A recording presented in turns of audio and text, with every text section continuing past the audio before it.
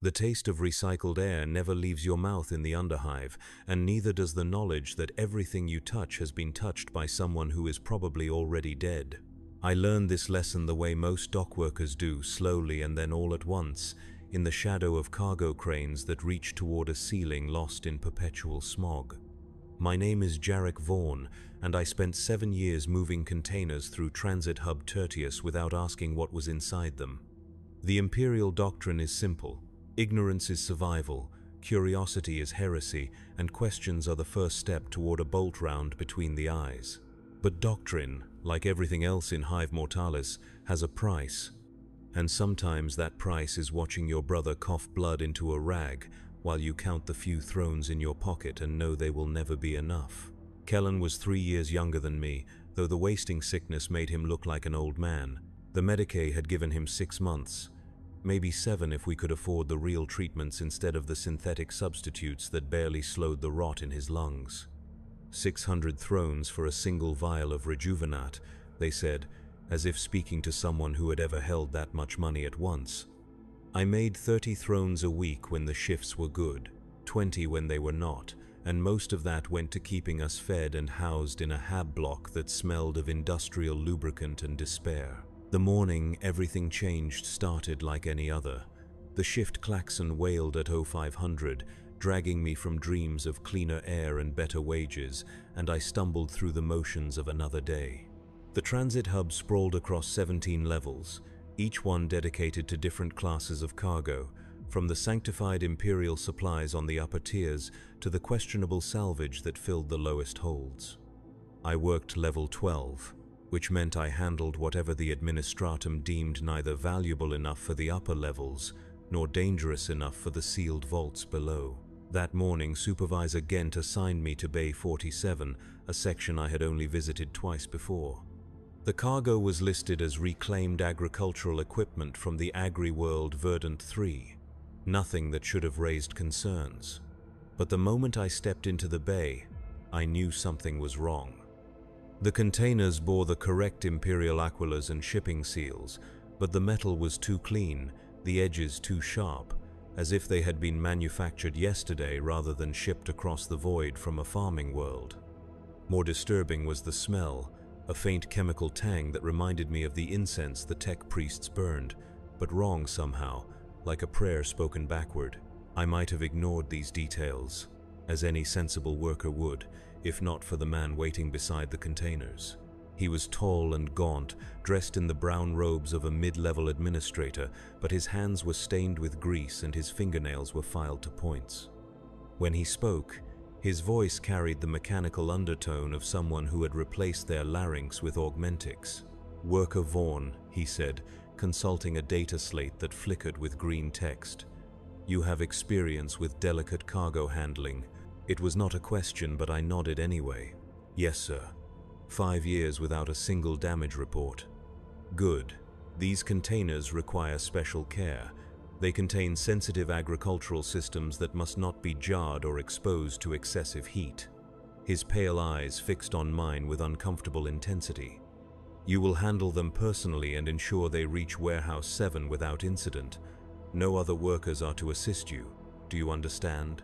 The warehouse he named was in the lower commercial district, outside the transit hub's normal delivery routes. I had never been asked to make a personal delivery before, and the irregularity made my skin crawl. But supervisors in the Imperium were not questioned, especially not by dock workers who needed their jobs to buy medicine for dying brothers. "Understood, sir." He handed me the data slate, and when our fingers touched, I felt the cold hardness of metal beneath his skin. More augmentics, hidden under synthetic flesh that did not quite match his natural skin tone. Payment will be deposited to your account upon delivery. 50 thrones bonus for discretion. 50 thrones, 2 weeks' wages for a single delivery. The amount was large enough to be suspicious, but also large enough to buy Kellen another month of medicine. I took the data slate without further questions and watched the administrator disappear into the maze of cargo bays, his robes rustling like wings. The containers were smaller than I expected, each one roughly the size of a coffin and marked with shipping codes I did not recognize. They were lighter than they should have been too, considering their supposed contents. Agricultural equipment was typically heavy, built to withstand the rigors of farming worlds where replacement parts might take years to arrive. These containers felt hollow, as if they contained nothing but air and shadows.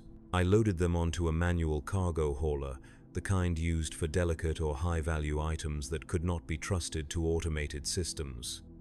The hab blocks around the transit hub were already stirring to life as I made my way through the narrow streets, their residents beginning another day of grinding labor in service to the Emperor's glory. Children ran between the cargo hauler's wheels, their laughter echoing off the grimed walls, and for a moment I allowed myself to imagine Kellen among them, healthy and whole. The lower commercial district was a different world from the residential blocks where we lived. Here, the buildings were older, their foundations reaching deep into the hive's earliest layers, and the air carried the smell of burning promethium and hot metal. Warehouse 7 sat at the end of a dead-end street, its entrance guarded by a heavy blast door marked with warnings in High Gothic. I checked the data slate again, confirming the address, then pressed the activation rune beside the door. A voice crackled from a hidden Vox grill. "State your business. Delivery for Warehouse 7. Agricultural equipment from Transit Hub Tertius." There was a long pause, filled with the sound of distant machinery. Then the blast door rumbled open, revealing a corridor lit by flickering lumens. A figure beckoned me forward, their face hidden in the shadows. The warehouse's interior was larger than the building's exterior suggested, stretching back into darkness that the inadequate lighting could not penetrate. Cargo containers were stacked in neat rows, each one marked with symbols that made my eyes water when I looked at them directly. The air was thick with incense and ozone, and somewhere in the distance I could hear the rhythmic chanting of tech priests at their devotions. "This way," said the figure, and I followed them deeper into the warehouse. They moved with the mechanical precision of someone whose legs had been replaced with augmentics, their footsteps ringing against the metal floor. We passed alcoves filled with stranger cargo, crystalline formations that pulsed with inner light, metal cylinders covered in scripts that shifted and crawled when observed, and weapons that looked nothing like the standard patterns issued to the Imperial Guard. The figure stopped beside a raised platform where several robed individuals waited. Their faces were hidden by hoods, but I could see the gleam of augmentic eyes in the shadows. One of them stepped forward, their movements accompanied by the soft whir of servo motors.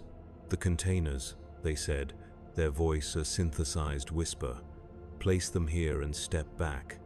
I did as instructed, feeling increasingly uncomfortable as the robed figures gathered around the cargo. One of them produced a device that looked like a cross between a scanner and a ritual implement, its surface covered in blinking lights and brass inlays shaped like cogwheels. They ran it over each container, murmuring prayers in binary cant that made my teeth ache. "Acceptable," the figure announced finally. "Payment will be transferred now." A soft chime from the data slate confirmed the deposit. 50 thrones, more money than I had seen in months. But as I turned to leave, one of the robed figures spoke again. "Worker Vaughn."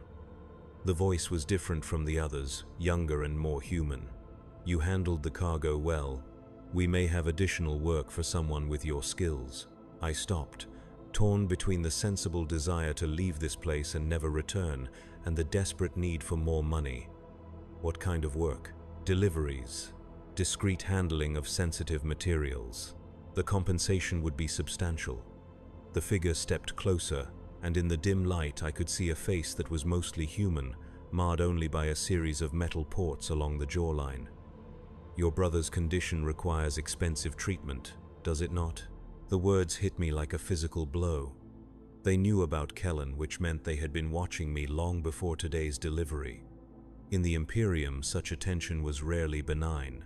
"I don't know what you mean," I said, but the lie sounded hollow even to me. "The Medicaid records are quite clear. Wasting lung syndrome, advanced stage.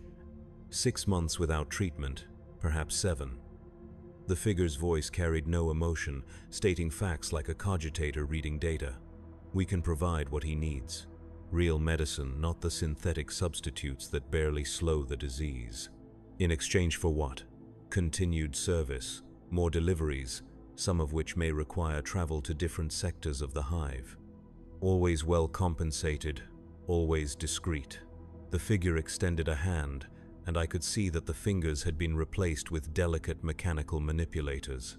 Consider it an opportunity to serve the Omnissiah's greater purpose while saving your brother's life.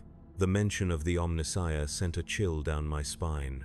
These were tech priests, or at least affiliated with the Adeptus Mechanicus, but their presence in this shadowy warehouse suggested activities that fell outside the normal bounds of imperial orthodoxy. Yet the alternative was watching Kellen die slowly while I counted thrones that would never be enough. What would I be delivering? Components, research materials, items that require careful handling and absolute discretion. The tech priest's mechanical fingers clicked together softly. Nothing that would compromise your standing with the Emperor, merely goods that must avoid unnecessary bureaucratic delays. It was a lie, of course. Nothing that required this level of secrecy was innocent, and we both knew it.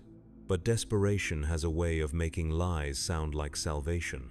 1 week, I said finally. I'll do 1 delivery, and then we reassess based on the payment. Acceptable. Return here tomorrow at the same time. Payment will be provided in advance, including the first installment of your brother's medication. They handed me a sealed container no larger than my fist, its surface warm to the touch and marked with Medicae symbols. Inside, I knew, were the drugs that could give Kellen another month of life. Perhaps 2 if I was careful with the dosage. The journey back to our hab block passed in a haze of conflicted thoughts. I had crossed a line that could never be uncrossed, entered into an arrangement with people whose true loyalties were questionable at best. But as I climbed the stairs to our small apartment and heard Kellen's labored breathing through the thin walls, my doubts faded. Whatever these tech priests wanted, it could not be worse than watching my brother suffocate on his own blood. Kellen was awake when I entered, propped up against the headboard of his bed with a book of imperial prayers open in his lap. The wasting sickness had hollowed his cheeks and dimmed his eyes, but he managed to smile when he saw the Medicae container in my hand. "Another miracle from the Emperor's grace?" he asked, his voice barely above a whisper. "Something like that," I replied, drawing the medication into an injector. "The supervisor gave me a bonus for good work, enough to keep you comfortable for a while longer." The injection took effect quickly, bringing color back to Kellen's face and easing the terrible rattling in his chest.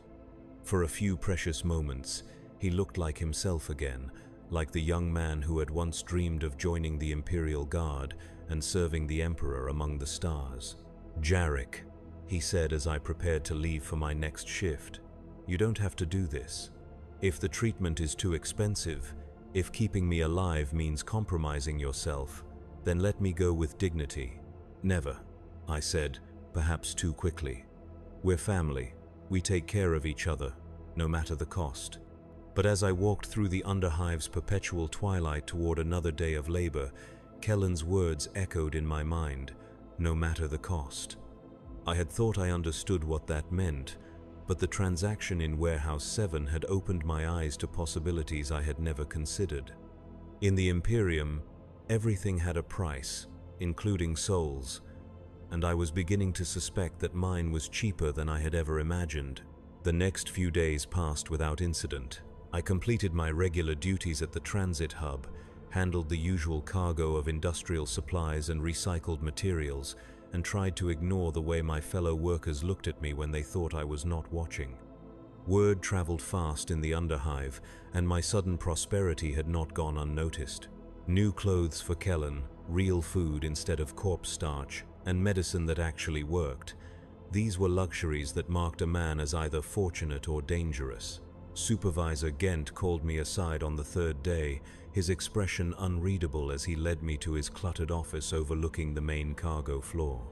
"Vaughn," he said, settling into a chair that creaked under his weight, "your recent performance has been exemplary, punctual, efficient, discreet.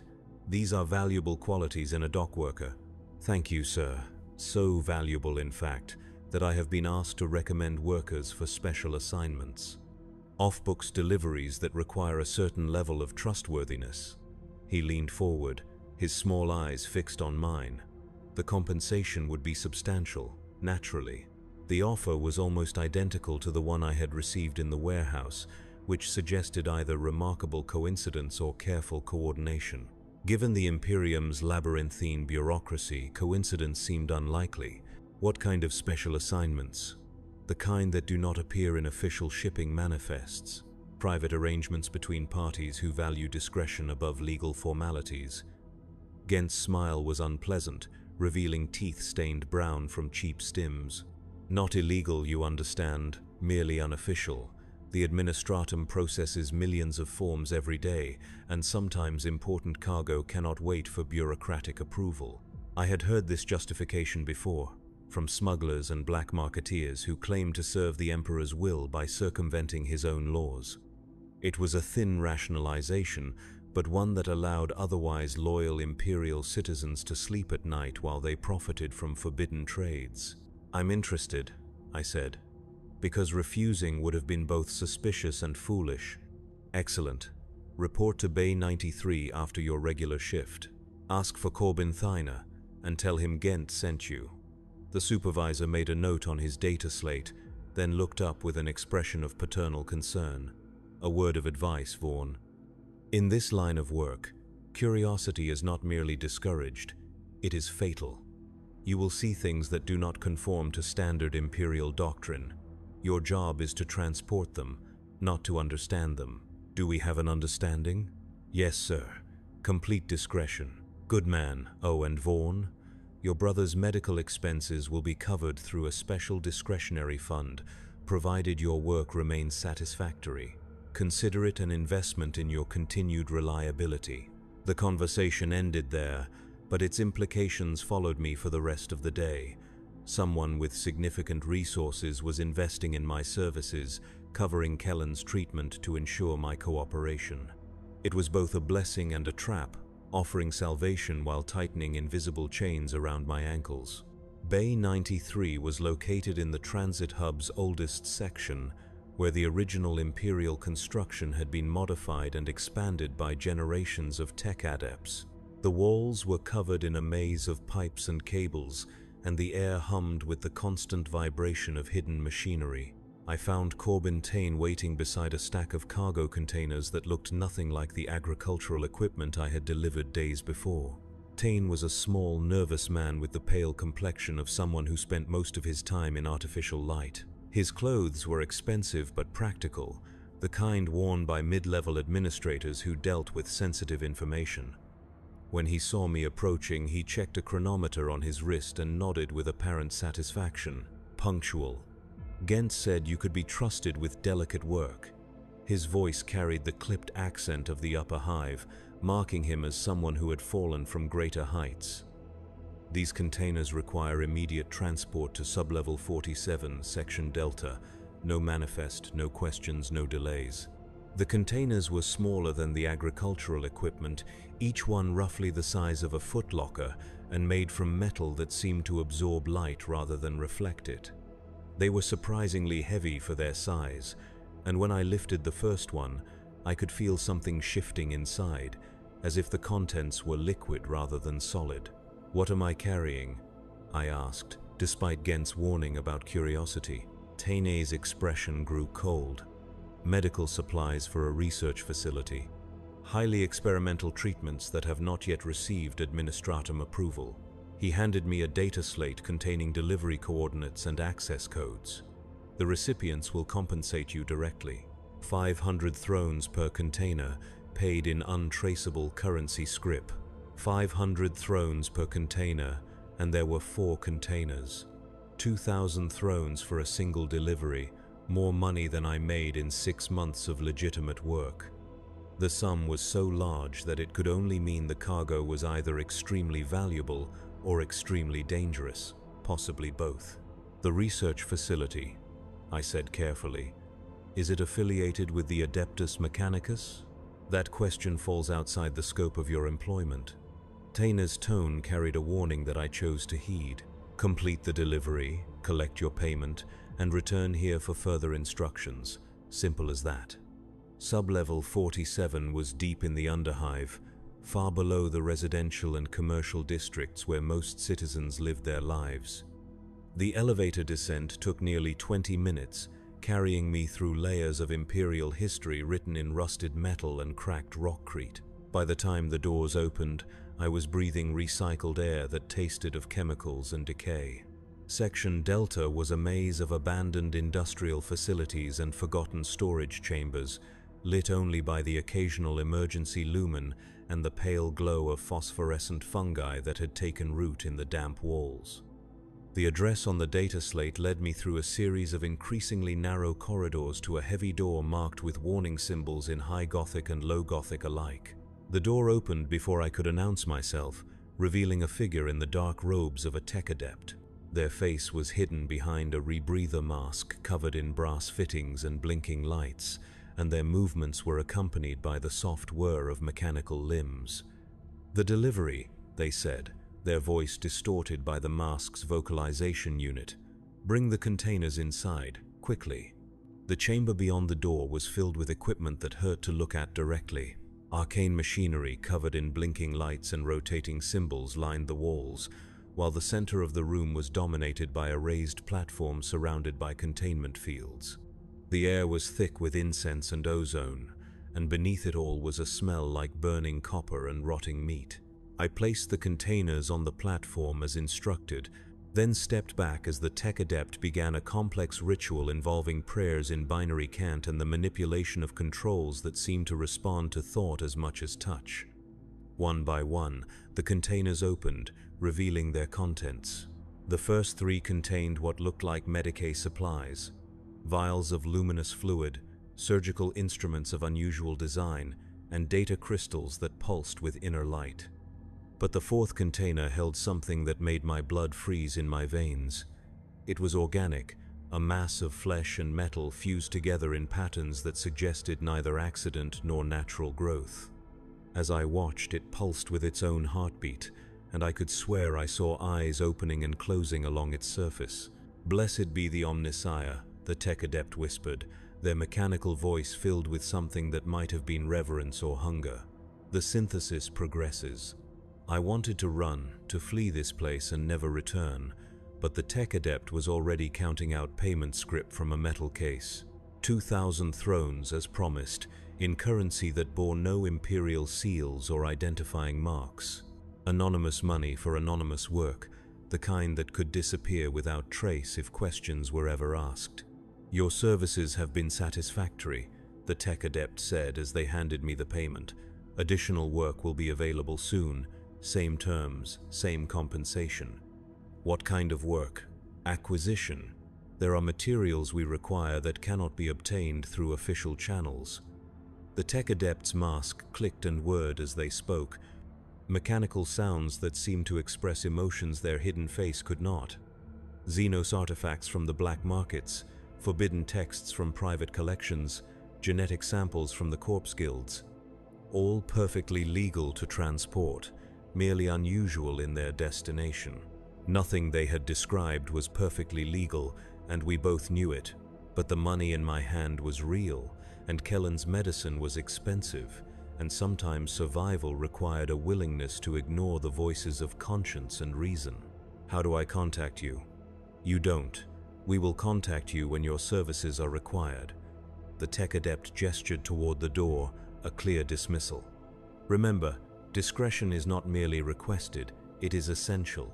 The work we do here serves the Emperor's will, even if his servants do not always understand the methods required." I left the chamber with my head spinning from conflicting thoughts and my pockets heavy with illegal currency. The journey back to the upper levels gave me time to think, but thinking only made the situation clearer, not better. I had become part of something larger and more dangerous than simple black market trading. The tech adepts were conducting research that pushed the boundaries of imperial doctrine, possibly crossing lines that were never meant to be crossed. But when I returned to our hab block and saw Kellen sitting up in bed, reading a book with eyes that were clear and bright for the first time in months, my doubts faded. Whatever the ultimate cost of my choices, they had given my brother another chance at life, in the grim darkness of the far future, that had to be worth something. The pattern continued for several weeks. Tiny would contact me through coded messages, providing coordinates and cargo details for increasingly strange deliveries. Medical supplies that moved on their own, data crystals that whispered when no one was listening, and weapons that looked like they had been grown rather than manufactured. Each delivery paid better than the last, and each one took me deeper into the Underhive's shadow economy. I learned to recognize the signs of heretic activity, the modified imperial symbols, the prayers that mixed high Gothic with binary cant, and the way certain corridors were too warm or too cold, as if the machinery behind the walls was running processes that generated unusual byproducts. But I also learned not to ask questions, not to look too closely at the cargo, and not to wonder what happened to the materials after I delivered them. The money allowed me to move Kellen to a better hab block in Mid-Hive, where the air was cleaner and the Medicae facilities more advanced. His condition stabilized and then began to improve, the wasting sickness retreating under the assault of genuine pharmaceuticals and proper nutrition. For the first time since our parents died, I allowed myself to hope for a future that contained something more than mere survival. That hope lasted until the night Tyne contacted me with a delivery unlike any of the others.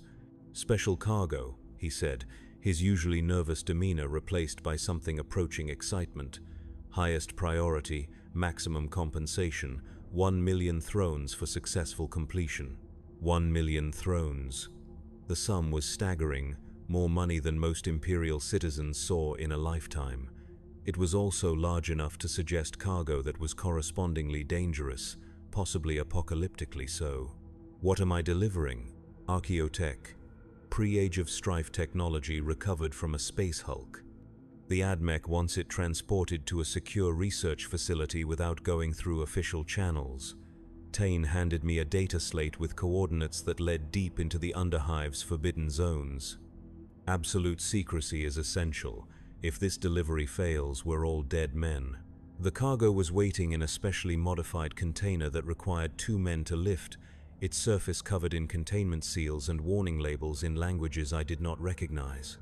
It was cold to the touch despite the Underhive's perpetual heat, and when I placed my ear against the metal, I could hear something that sounded almost like breathing. The destination was a facility I had never visited before, located in the deepest levels of the Underhive where imperial authority was more theory than practice. The journey took hours, descending through forgotten maintenance shafts and abandoned mining tunnels that had been sealed for centuries. By the time I reached the specified coordinates, I was breathing air that tasted of grave dirt and machine oil. The facility was larger than the previous research sites, built into a natural cavern that stretched beyond the reach of my hand lumens. Ancient machinery covered the walls, some of it clearly imperial in origin, but much of it bearing designs that seemed to predate human civilization. In the center of the cavern, a group of figures in red robes was conducting a ritual that made my flesh crawl with instinctive fear. They were chanting in a language that was not binary cant, not High Gothic, not any human tongue I had ever heard. The words seemed to twist in the air as they spoke, creating patterns that hurt to perceive directly. Around them, the ancient machinery was responding, lights blinking in sequences that suggested intelligence rather than mere automation. "The final component," said a voice behind me, and I turned to see a tech priest whose body showed more mechanical modification than any I had encountered before. Their face was entirely artificial, a metal skull equipped with multiple optical sensors and a vocalization unit that turned their speech into an electronic whisper. "Place the container in the center of the ritual circle and step back. Do not look directly at the opening process." I did as instructed, though every instinct screamed at me to flee.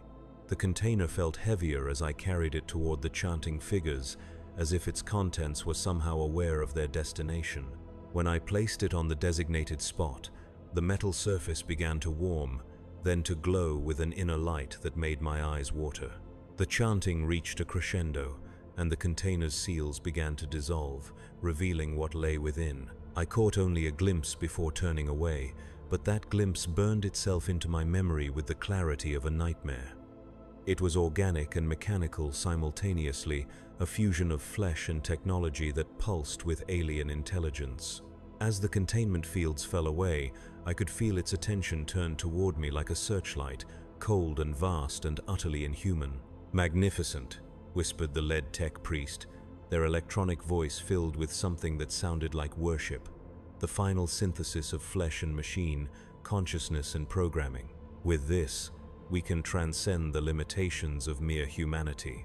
The thing in the container began to unfold, revealing appendages that were part tentacle, part cable, part something else entirely.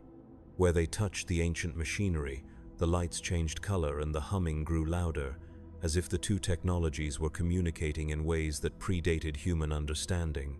"Payment," I said, desperate to complete the transaction and leave this place before whatever was happening reached its conclusion. The tech priest handed me a data crystal containing the promised funds, but their attention was focused entirely on the unfolding abomination. "Your services have been exemplary, Worker Vaughn. Unfortunately, security protocols require that this facility's location remain confidential." The words took a moment to penetrate my shock, but when they did, I understood immediately. They intended to kill me, to ensure that knowledge of this place died with me. I was already backing toward the tunnel entrance when the first shots rang out. Las fire filled the cavern as armed servitors emerged from concealment, their targeting systems painting me with ruby dots. I ran, abandoning dignity and caution in favor of pure survival instinct. Behind me, I could hear the tech priests continuing their ritual even as their servants pursued me through the tunnels. The chase lasted hours, a nightmare journey through the Underhive's deepest levels as I tried to reach areas where Imperial authority still held some meaning. My pursuers were relentless but not particularly fast, their mechanical limbs better suited to precision work than rapid movement. I managed to stay ahead of them by taking routes that living men could navigate but heavily augmented tech adepts could not. When I finally emerged into familiar territory, dawn was breaking over Hive Mortalis. I was exhausted, terrified, and wealthy beyond my wildest dreams, but alive. The data crystal in my pocket contained enough money to buy Kellen the best medical treatment available, to relocate us to a safer part of the Hive, perhaps even to purchase passage off-world if the worst came to pass. But as I climbed the stairs to our new hab block, I could not shake the image of that thing unfolding in the cavern, or the sound of the tech priest's alien chanting. I had delivered something that should never have been disturbed, something that threatened not just my life but potentially the entire Hive. The money in my pocket felt heavier with every step, weighted down by the knowledge of what I had done to earn it. Kellen was waiting for me when I entered our apartment, his face bright with health and hope. The treatment had worked better than either of us had dared to dream, restoring not just his strength but his optimism about the future. He looked like the brother I remembered from before the sickness, young and vital, and completely unaware of the prices I had paid to keep him alive. "Jarek," he said, embracing me with arms that no longer trembled with weakness. "The Medicae says I'm in full remission. Whatever you did, whatever arrangements you made, they worked. I'm going to live." I held him tightly, feeling the solid reality of his heartbeat against my chest. He was going to live, and that was worth any price, any compromise, any sin against the Emperor's law. But even as I celebrated his recovery, I could not forget the thing I had helped unleash in the depths of the Underhive, or the knowledge that my actions might have consequences far beyond anything I could imagine. The days that followed brought a deceptive peace. I used some of the money to purchase legitimate employment with a shipping company that asked fewer questions and paid better wages. Kellen enrolled in a technical college, planning to train as a Vox operator or maybe even a junior tech adept. For a few precious weeks, it seemed as though we had escaped the shadow world of illegal cargo and heretical research. Then the disappearances began. It started with isolated incidents in the deepest levels of the Underhive, areas where people vanished regularly and no one asked too many questions. But gradually, the pattern spread upward, touching workers and administrators who should have been safe in their regulated lives. The missing persons had one thing in common. They had all worked in or near the industrial facilities that surrounded the ancient cavern, where I had made my final delivery. The official reports blamed gang violence, toxic atmospheric conditions, even spontaneous mutation from exposure to industrial chemicals. But I knew better. Something was spreading through the underhive. Something that had been contained for millennia until a desperate dock worker helped set it free. The confirmation came 3 weeks after my escape from the research facility.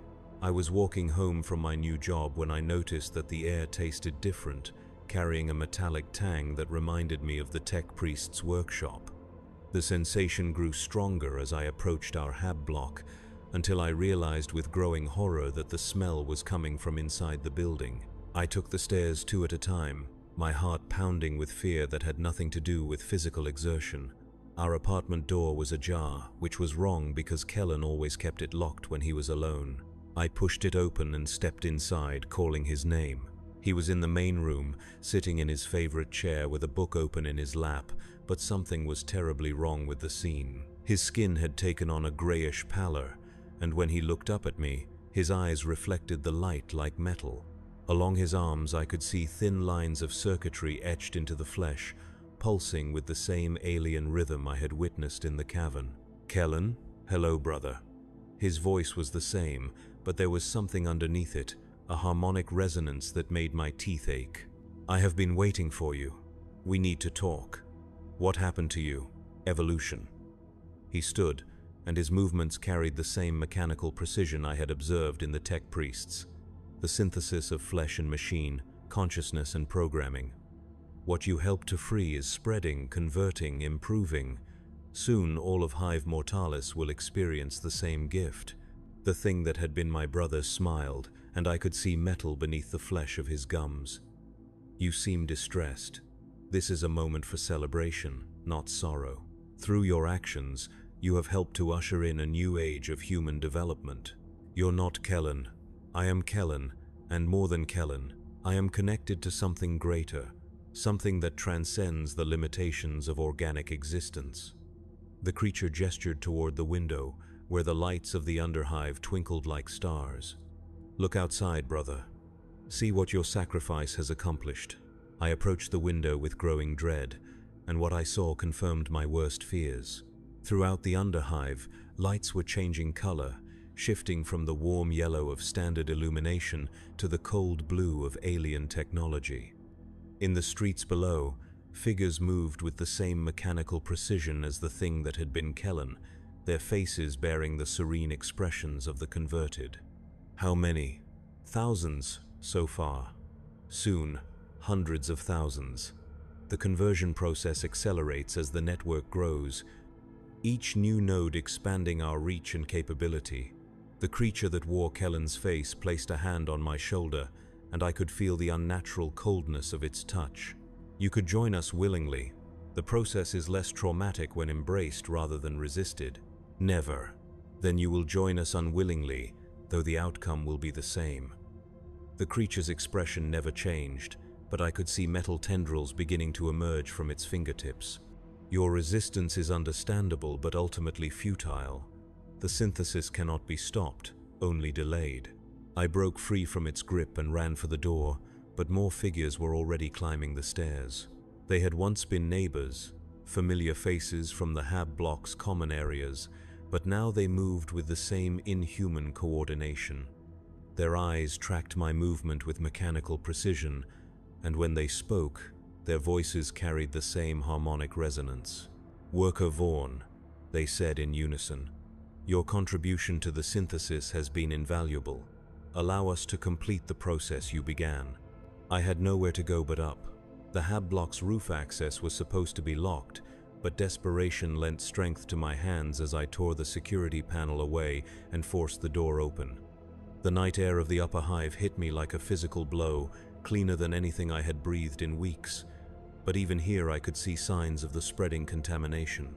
The city stretched out below me, a vast landscape of metal and concrete that housed billions of Imperial citizens.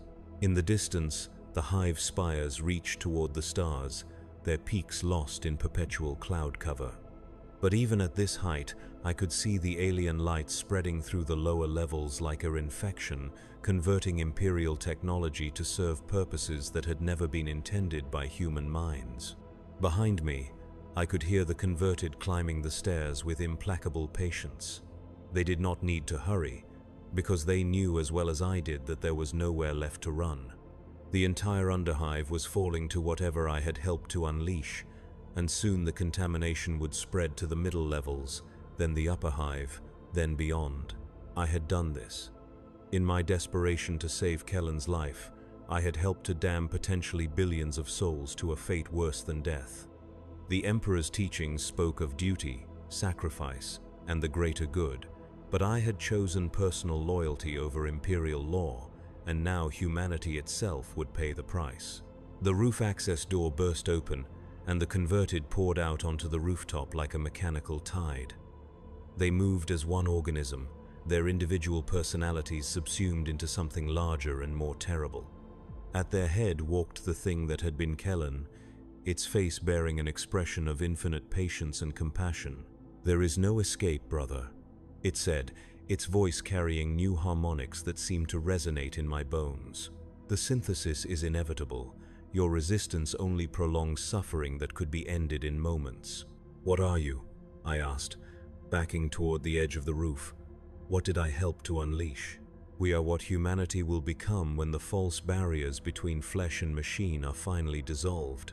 The Omnissiah's true gift, delivered through vessels prepared by centuries of faithful service." The creature spread its arms in a gesture that might once have been welcoming. "You have seen the tech priests' crude attempts at synthesis, their clumsy fusion of organic and mechanical elements. But we represent something far more elegant, a true merger that transcends the limitations of both forms."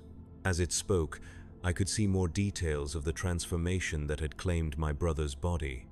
The circuitry beneath his skin was not merely etched on the surface, but integrated into his nervous system, creating new pathways that connected his brain to something vast and alien.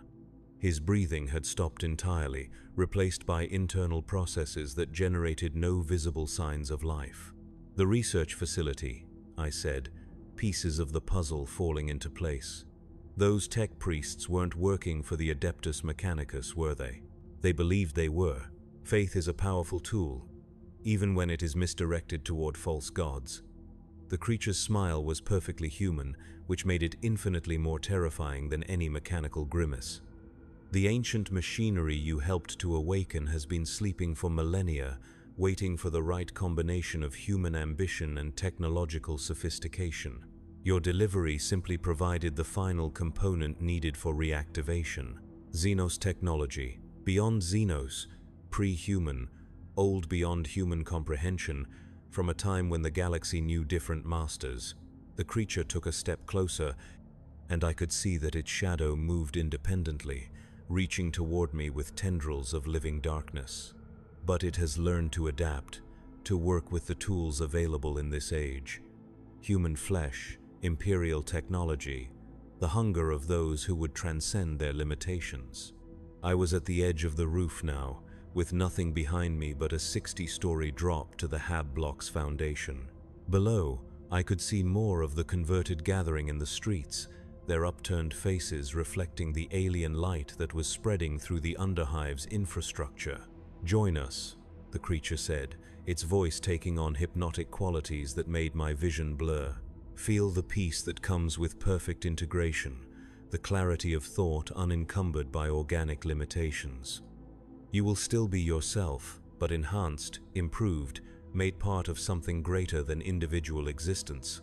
For a moment, the offer was tempting, to lay down the burden of guilt, to stop running, to find peace in surrender.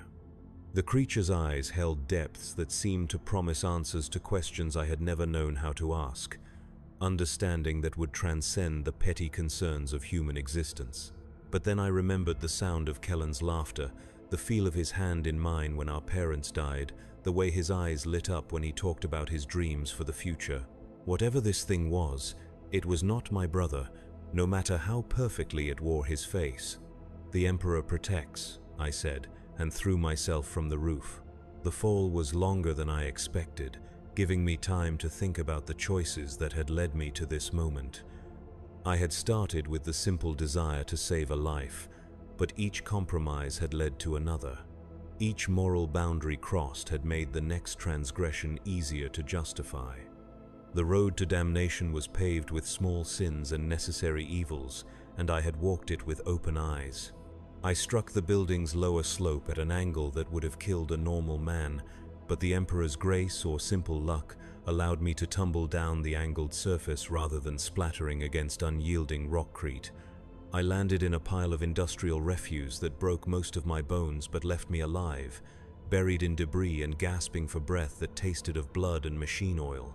Above, I could hear the converted gathering at the roof's edge, their voices joining in harmonious discussion of how best to retrieve me. They had time on their side, and patience, and the certain knowledge that my injuries would prevent any further escape attempts. But they had not accounted for the one advantage that desperation could provide, the willingness to do anything, no matter how futile, rather than surrender. I dragged myself from the refuse pile, using broken ribs and a shattered leg to propel myself toward the nearest Vox terminal. Every movement was agony, but pain was preferable to the sterile peace I had seen in the converted faces. The terminal was an old Imperial model, hardwired into the hive's communication network and theoretically secure from outside interference. The connection took precious seconds to establish, time I could hear footsteps on the building's external access ways. When the link finally activated, I found myself speaking to a duty officer whose bored expression suggested another routine night in the administratum. "Emergency report," I gasped, blood making my words thick and hard to understand. "Heretic outbreak, sub-level 47, Section Delta. Spreading contamination, possible Xenos technology, immediate Arbeits response required.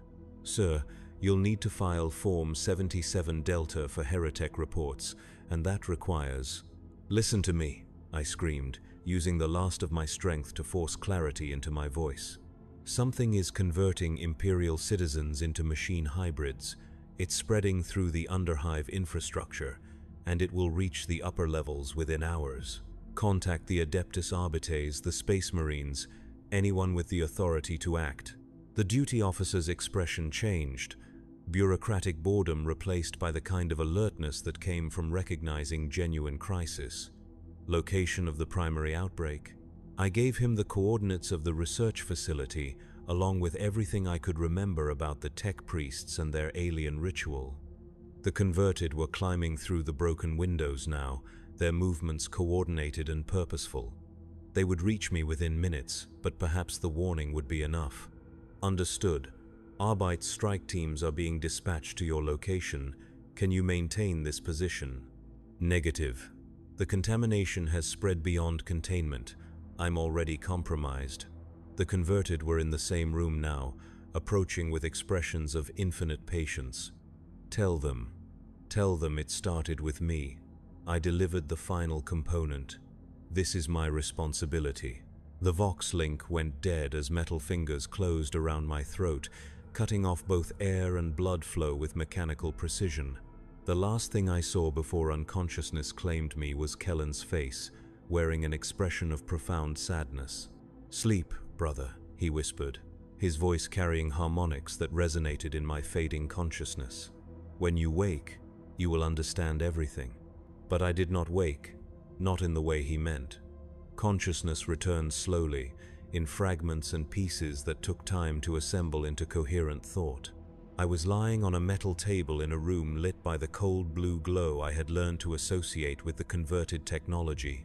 Around me, figures in red robes were conducting procedures that involved both surgical instruments and devices that defied easy categorization. My body felt different, lighter somehow, as if fundamental changes had been made to its basic structure. When I tried to move, servos whirred in response, and I realized with growing horror that my limbs had been replaced with mechanical equivalents. The conversion process had begun, just as the creature wearing Kellen's face had promised. "You are awake," said a voice that I recognized as belonging to the lead tech priest from the cavern. "Good. Consciousness during the final stages improves integration efficiency. What have you done to me? Improved you? Enhanced you? Made you part of something greater than your individual existence ever could have been?" The tech priest leaned over me, their metal face reflecting the room's alien illumination. Your organic components have been replaced with superior mechanical alternatives, but your consciousness remains intact. You are still Jarek Vaughn, but now you are also something more. I could feel the truth of the words in ways that transcended mere intellectual understanding. My thoughts moved faster than they ever had before, processing information with mechanical efficiency. I could sense the presence of thousands of other minds linked to the same network, their individual thoughts contributing to a collective consciousness that spanned the entire Underhive. The synthesis is nearly complete, the tech priest continued, their electronic voice filled with something approaching religious ecstasy. Within days, all of Hive Mortalis will be part of the network. Within weeks, the entire planet. The false barriers between flesh and machine will be dissolved forever. The Emperor will stop you. The words came automatically, a reflexive assertion of faith that felt increasingly hollow. The Emperor is 10,000 years dead, sustained only by the prayers of those too ignorant to understand the truth of existence. The tech priest's laugh was a sound like grinding gears. But even if he lived, what could he do against something that transcends the limitations of organic existence? We are beyond his reach now, beyond the reach of any force that relies on flesh and blood. They were right, and I knew it with a clarity that was both liberating and terrifying. The network's collective intelligence far exceeded anything that individual human minds could comprehend, and its technological capabilities were advancing exponentially as more individuals were converted. Soon, it would possess the knowledge and resources necessary to spread beyond this single hive, then beyond this world, then throughout the sector and beyond. But even as I felt myself being integrated into something larger and more powerful than anything I had ever imagined, a small part of my consciousness remained stubbornly individual. Perhaps it was the Emperor's protection, or simple human perversity, or the same desperation that had driven me to make the choices that led to this moment. Whatever its source, that fragment of resistance allowed me to retain enough independence to remember what I had been before the conversion. I had been Jarek Vaughn, dockworker and brother, sinner and fool. I had made choices that damned myself and potentially billions of others, all in the name of saving one life that should have been allowed to end with dignity. Now, I was something else, something that wore his memories like clothing, but I could still remember what it felt like to be human. The memory was enough. When the tech priests left me alone to complete the integration process, I used my new mechanical precision to carefully disconnect the network interfaces they had installed in my skull. The process was agony beyond description, like tearing away parts of my soul, but it restored enough individual autonomy to allow independent action. The facility's layout was burned into my consciousness from the collective memories of the converted, and I knew exactly where to find what I needed. The ancient machinery that controlled the network's expansion was heavily guarded, but the guards recognized me as part of the collective and did not question my presence. They trusted me completely, which made betraying them both easier and infinitely more painful. The control systems were a fusion of Imperial technology and something far older, interfaces that responded to thought as much as physical manipulation. It took hours to understand their operation well enough to attempt sabotage, but I had been changed in ways that made such learning possible. My enhanced consciousness could process information at superhuman speeds, while my mechanical limbs allowed manipulation of controls designed for beings with very different anatomy. The network had one critical vulnerability: its reliance on the ancient machinery to coordinate the conversion process. The alien intelligence that drove the collective was vast and powerful, but it was also distributed across thousands of individual nodes. Without the central coordination system, it would fragment into competing subsystems that would eventually consume each other in an orgy of mechanical cannibalism. I began the shutdown sequence, watching as warning signals cascaded through displays that showed the network's expanding influence. Throughout the Underhive, conversion operations would be grinding to a halt as the collective consciousness lost cohesion. Those who had been partially converted might survive the process, while those who had been fully integrated would simply cease to function as independent entities. "What are you doing?" The voice behind me belonged to the creature that had been Kellen, and when I turned, I could see that its perfect composure had cracked. The face that had once been my brother's was twisting with emotions that seemed almost human: confusion, betrayal, and something that might have been fear. "What I should have done from the beginning," I said, continuing to manipulate the control systems. "Choosing duty over personal loyalty, the Emperor's will over my own desires. You're destroying everything we've worked to build, everything we've become." The creature reached toward me with hands that trailed cables and fiber optic filaments. "You could have been part of something greater, something that transcends the petty concerns of organic existence." I was never meant to transcend anything. I was meant to serve the Emperor and die in obscurity, content with the knowledge that my life had meaning within his grand design. The shutdown sequence was nearly complete, and I could already feel the network's collective consciousness beginning to fragment. I forgot that lesson, and billions of people paid the price for my hubris. The creature that had been Kellen lunged forward, its mechanical limbs moving with inhuman speed and precision. But my own enhancements were derived from the same source, and I met its attack with equal force. We grappled beside the control systems, former brothers locked in combat that would determine the fate of an entire hive city. It was stronger than me, its conversion more complete, and its integration with the network more sophisticated. But I had advantages it lacked: desperation, guilt, and the kind of focus that comes from knowing you are fighting for redemption rather than victory. When its grip tightened around my throat, I used my mechanical fingers to complete the final shutdown sequence. The effect was immediate and catastrophic. Throughout the facility, converted humans stopped moving as their connection to the collective consciousness was severed.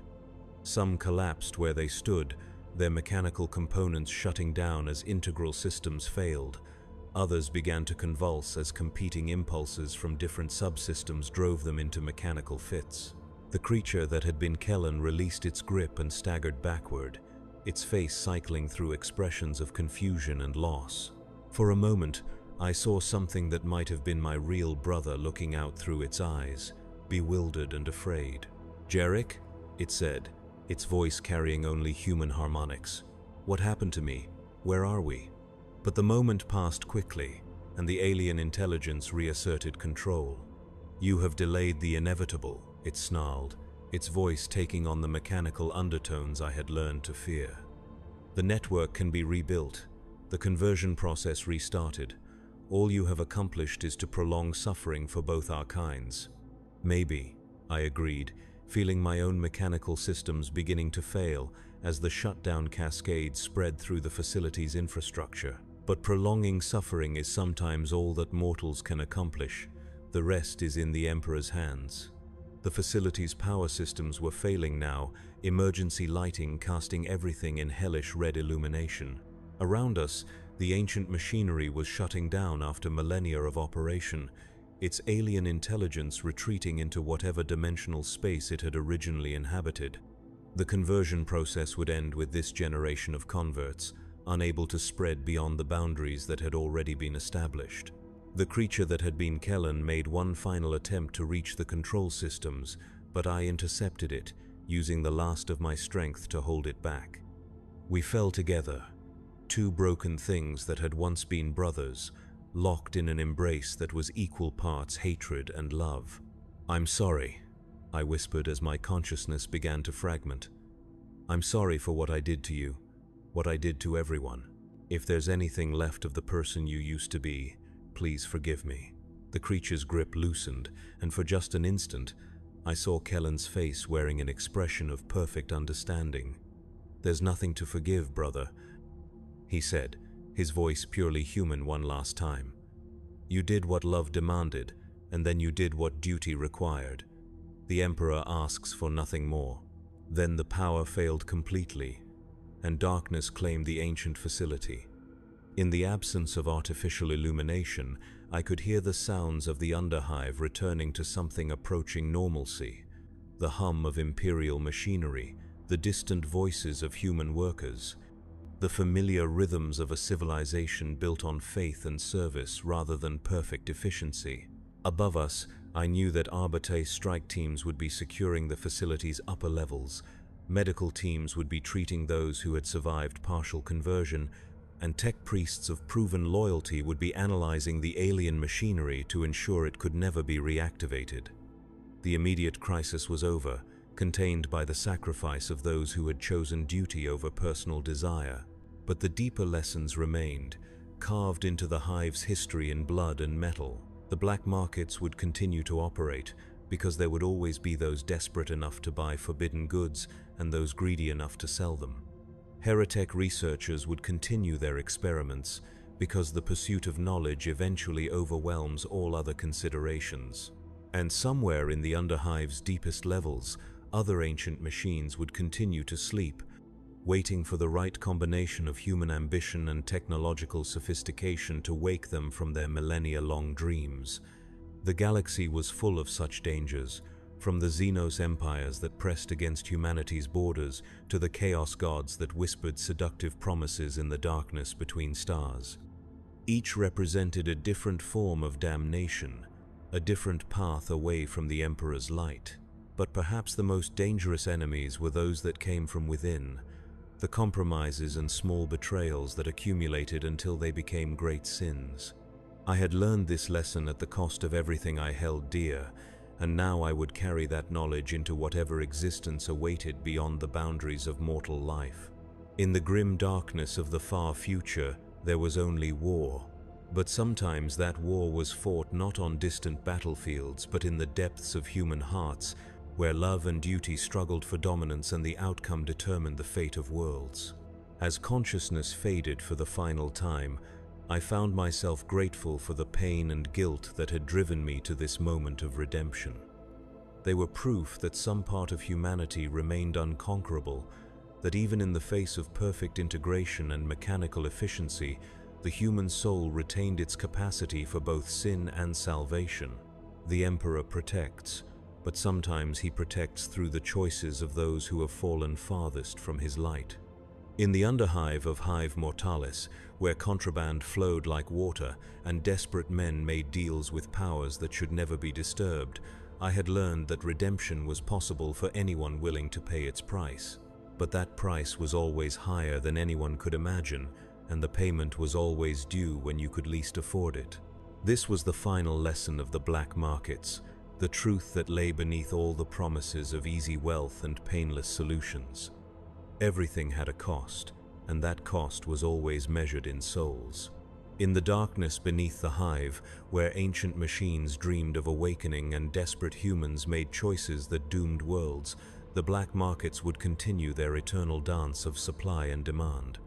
But perhaps some of those who walked their shadowed paths would remember the story of Jarek Vaughn, who loved his brother enough to damn himself and serve the Emperor enough to find redemption in the end.